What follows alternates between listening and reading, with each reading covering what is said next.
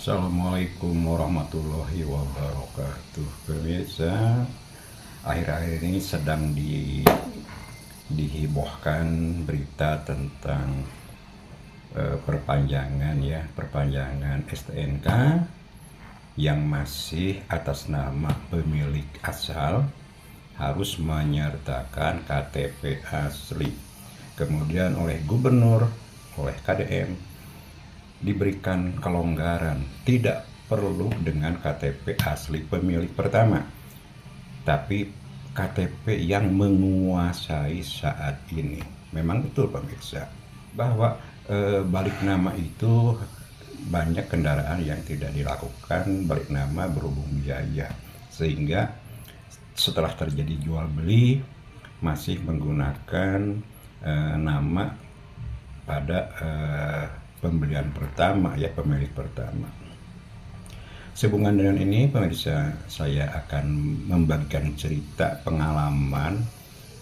Saya pernah mengirimkan kendaraan dari Bandung ke luar kota, keluar pulau, di mana pada saat mencabut berkas itu semua bahan sudah lengkap, termasuk KTP. KTP-nya hanya dipoto di WA, ya. Dan pada saat sampai di loket harus ada fotokopi KTP. Sedangkan saya hanya menyampaikan KTP fotonya di WA dan itu harus di print. Oke. Saya nanya di mana tempat print? Di seberang, Pak, di seberang kantor. Jadi saya sampailah nyebrang dari UPT itu ke tempat fotokopi, dan celakanya tempat fotokopi itu tidak ada printer atau sedang rusak, saya nggak tahu, ya.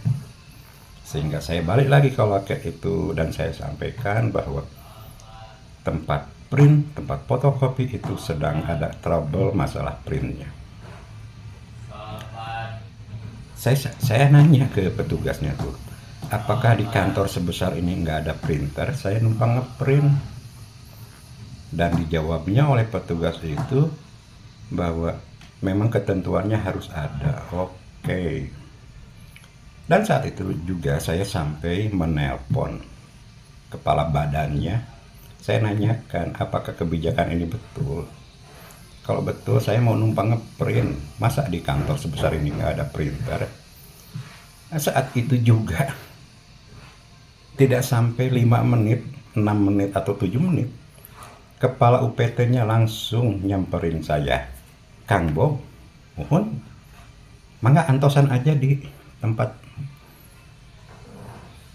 Dan saya dipersilakan untuk menunggunya di ruangan KUPT, ya, salah satu UPT di Jawa Barat.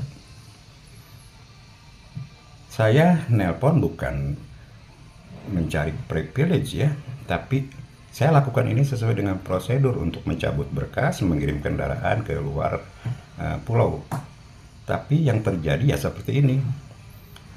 Ketika setelah saya nelpon, langsung diberikan tempat untuk menunggu yang enak, ditawarin makan, ditawarin minum, dan sebagainya. Saya hanya iya saja, kan. Tapi pada saat beberapa menit kemudian, berkas sudah tercabut, sudah sesuai dengan yang diminta untuk dikirim ke Polda setempat, ya, atau Polda tujuan. Saat itu juga saya berpikir, kok masih begini, ya. Jadi pemirsa, sebenarnya instansi berkaitan dengan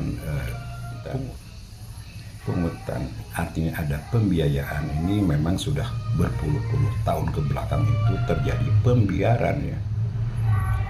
Ya, begitulah dengan adanya kebijakan KDM ini, semoga semua kegiatan pungutan dan sebagainya yang legal mah harus, ya, wajib. Tapi yang ilegal ini mohon untuk dipatuhilah oleh warga, ya, oleh semua masyarakat. Pemerintah juga sudah bingung melakukan perbaikan-perbaikan. Tapi ya kalau ada oknum yang masih begitu dan ada gebrakan seperti saat ini, itu sangat baik sekali. Demikian pengalaman ini, semoga bermanfaat. Assalamualaikum warahmatullahi wabarakatuh.